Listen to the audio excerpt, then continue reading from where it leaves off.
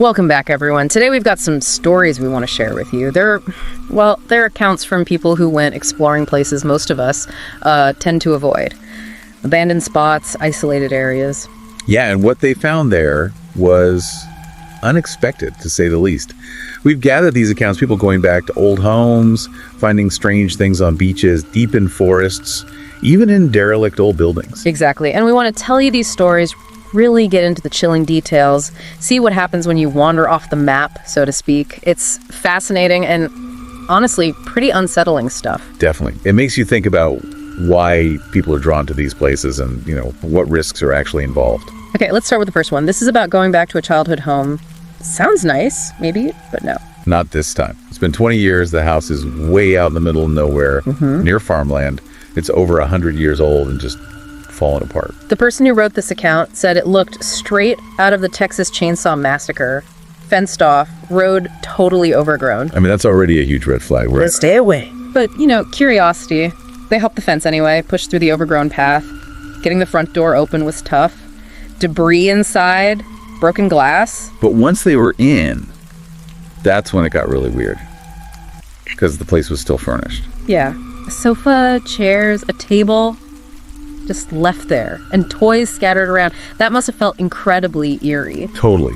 It's that mix of something familiar, like furniture, in a place that feels so wrong, so decayed, it's instantly unsettling. And then they saw the baby gates, get this, 2 of them, set up on the very bottom step of the staircase. That is odd. Why the bottom step? Like, what were they trying to keep on the stairs? Or maybe keep off them? Exactly the question they asked. It just adds this layer of, menace. Anyway, one of them decides to go upstairs. Brave, or maybe foolish. The stairs were apparently creaking like crazy, bending under their weight. And then, halfway up, they both heard something from upstairs. An animal sound is how they put it. But then they said, like, a gasp, then a snarl, and then walking sounds. Whoa, not just an animal then, something else.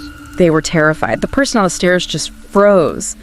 And when the stairs creaked again, whatever was up there started running. Towards them. Towards the stairs. Oh, man. Time to go now. Absolutely. They bolted down the stairs, out the door. Apparently one of them tripped, but scrambled right back up. Just pure adrenaline. I can only imagine. Did they see anything? Just as they were scrambling up and turning to run, they glanced back. Saw something at the top of the stairs. Described it only as very big and dark. Ugh. Just a glimpse. That's sometimes even scarier. Then they just sprinted for the car and got out of there fast. The account ends with them thinking, maybe going there wasn't the best idea, you think. It really shows how exploring these places isn't just about, like, falling through a floorboard. It's the psychological stuff. Finding bits of normal life in ruins and then hearing something that shouldn't be there. That combination is potent. Okay, switching gears completely now. From a creepy old house to, well, a beach in Hawaii. Sounds lovely, right? You'd think so. Sunshine, sand.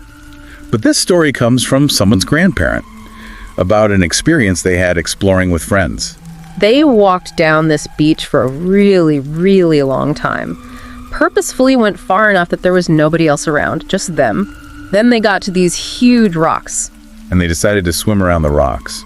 Probably thinking they'd find, a cool hidden cove or something. They did find a hidden area, but someone was already there. They saw a person lying in the sand. And the source is really clear about this. They said instantly, both of them just knew that person was dead.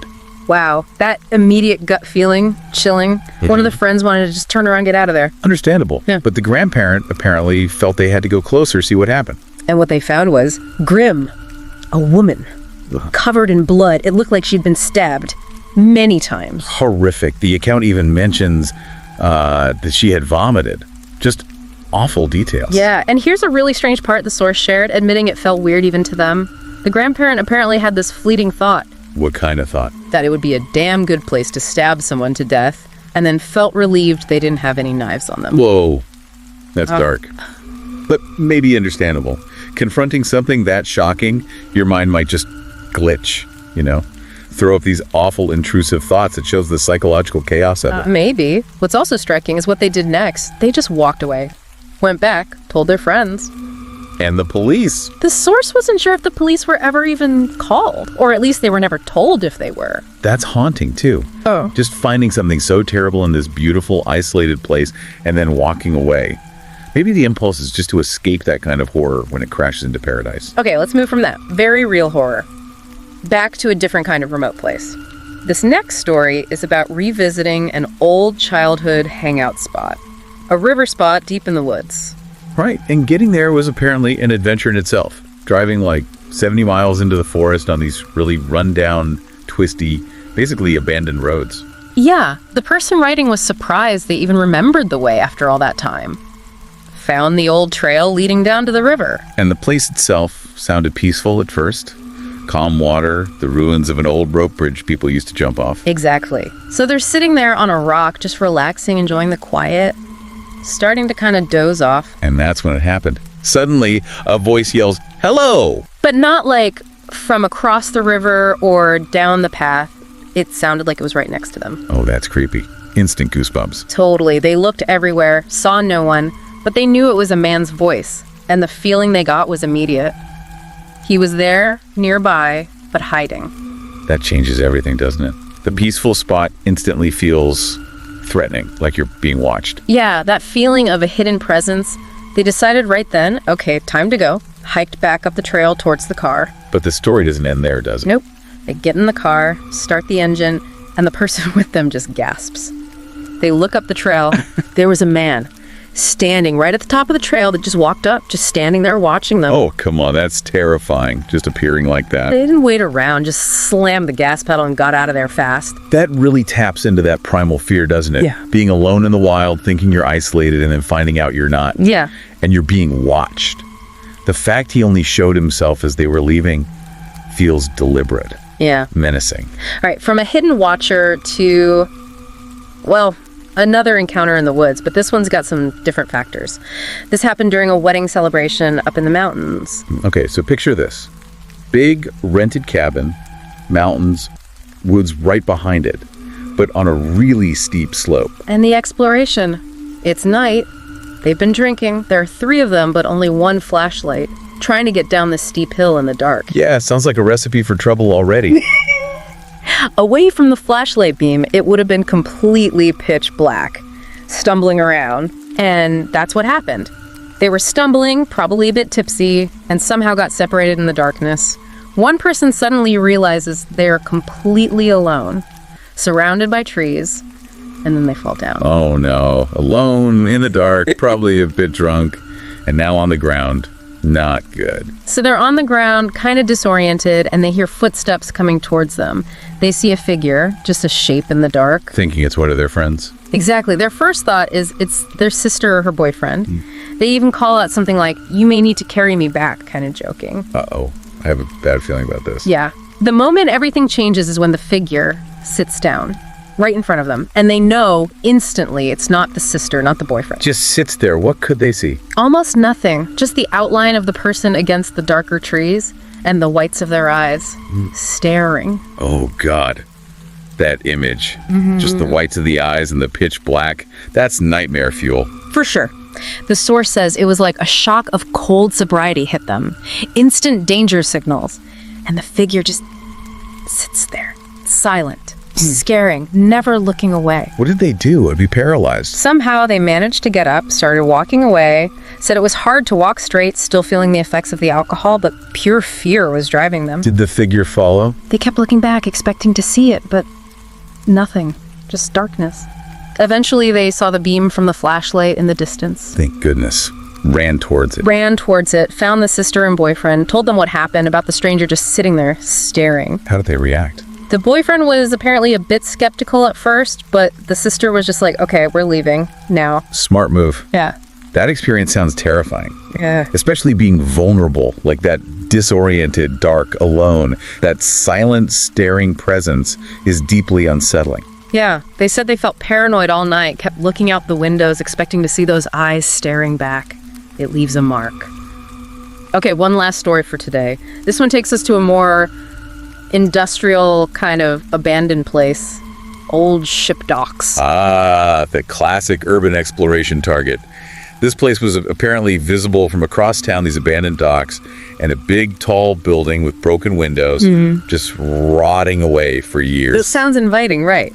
So the source and a friend decided to check it out. They waited for sunset, got their flashlights. And ignored all the no trespassing and private property signs, I assume. You guessed it. Ran across the street, hopped some fences, and sprinted down the actual dock towards the big building. And getting in? Surprisingly easy. The main door was unlocked, just opened right up for them. Okay, so they go inside. What's it like? First floor, pretty much empty. Second floor, they found scattered papers, looked like maybe old shipping manifests. Third floor, more papers. Just this feeling of a place stopped in time. They kept going up. To the fourth floor. Yep.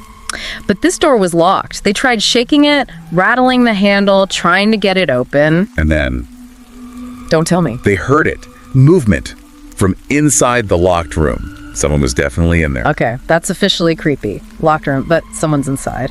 It gets worse. They crouched down, shined their flashlights under the gap at the bottom of the door. What did they see? A pair of shoes.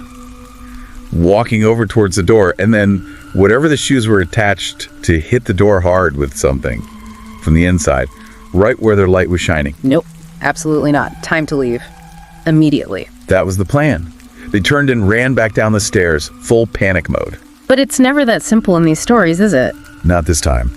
They get down to the second floor, heading for the main door they came in through, and it's closed and locked. What? How? They were locked in. Exactly. They're freaking out, hyperventilating, and then they hear footsteps coming down the stairs from the upper floors. Whoever was in that room was coming after them. Oh my god. Trapped. Footsteps getting closer. What happened? Just as the footsteps sounded like they were getting really close, the main door just popped open by itself. Seriously, just unlocked and opened. Just like that. They didn't stop to ask questions. They flew down the last flight of stairs and burst outside. I bet. Did they see anyone come out after them? No. They ran and hid behind another building nearby, peeking around the corner, waited. Nobody came out of the building. After a few minutes, they just got out of the area altogether. Wow. That door locking and unlocking, that's the really chilling part. No explanation, just trapped for a moment, then released. Yeah, the source says they still feel creeped out looking at those docks, convinced somebody is still up there. It really drives home how these unexplained things in forbidden places can mess with your head long after you leave. So we've heard about a creepy farmhouse, a grim discovery on a beach, a hidden watcher in the woods, a silent figure in the dark, and being trapped in an abandoned building. What ties all these together? Well, obviously the settings, right? These isolated, forgotten, or off-limits places seem to attract strange occurrences. There's always that initial curiosity, that pull to explore. Yeah, the thrill of going somewhere you shouldn't. But then it flips. The isolation starts to work on you. Every little sound gets magnified. Exactly. And then comes the encounter with the unknown. Whether it's a weird sound, seeing someone or something that shouldn't be there, or just things happening that don't make sense, like that locking door.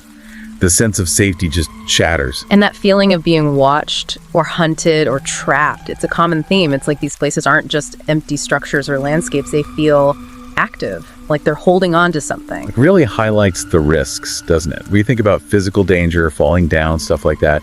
But these stories show the psychological impact could be huge. The fear, the trauma from seeing something awful, the paranoia that sticks with you. It makes you wonder why we're drawn to these places in the first place. There's clearly something compelling about the edges, the places left behind. But these accounts are definitely cautionary tales. Yeah, maybe the real exploration is into ourselves, why we seek out these thrills, and whether we're really ready for what we might find, or what might find us. It definitely leaves you thinking, what secrets are lurking in the places we abandon, and how far would you go before you turn back? Something to ponder. Absolutely. Well, that's all the unsettling stories we have time for today.